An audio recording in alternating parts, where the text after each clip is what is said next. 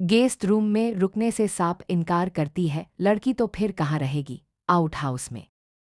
लेकिन नहीं, अब फैसला बदल चुका है। वो अरमान के साथ उसी के कमरे में रहेगी, क्योंकि ना गलती उसकी थी ना अरमान की। जब सारे भ्रम खत्म हो चुके हैं तो अब वक्त है कि उनके रिश्ते में प्यार फिर से चमके। और आखिरकार अरमान और अभीरा की कहानी ने ले ली है एक नई शुरुआत। दोनों साथ एक ही कमरे में और माहौल पूरी तरह रोमांटिक। दोनों ने बीते वक्त की सारी कड़वाहट भुलाकर एक दूसरे को माफ कर दिया है। आने वाले एपिसोड्स में ये रिश्ता एक खूबसूरत मोड़ लेने वाला है। सालों पहले जो नफरत और गलतफहमियों की दीवार खड़ी की थी विद्या ने, अब वो पूरी तरह ढह चुकी है। और इस बार ऐसा टूटी है कि अब दोबारा इनके बीच कोई दूरी नहीं आ पाएगी। लेकिन कहानी में ट्विस्ट अभी बाकी है। विद्या का सच सामने आने के बाद भी वो अपनी गलती मानने को तैयार नहीं है। उसे अब भी लगता है कि सारी परेशानी की वजह सिर्फ अभीरा है, जिसने उससे उसका बेटा छीन लिया। लेकिन अब अरमान भी एक बड़ा फैसला लेने वाला है। वो विद्या से अपने रिश्ते को खत्म करने की ओर बढ़ रहा है, क्योंकि उसे समझ आ चुका है कि जब तक ये नहीं होगा तब तक इस घर में सुकून नहीं आएगा।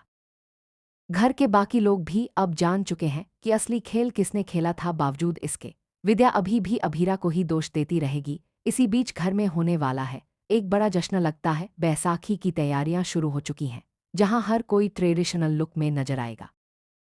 दादीसा भी अब आगे बढ़कर अभीरा को समझाती है कि पुरानी बातों को पीछे छोड़ दे और अपने असली हक अपने कमरे में वापस जाए। आखिर जब उसका अपना कमरा है तो कहीं और क्यों रहे।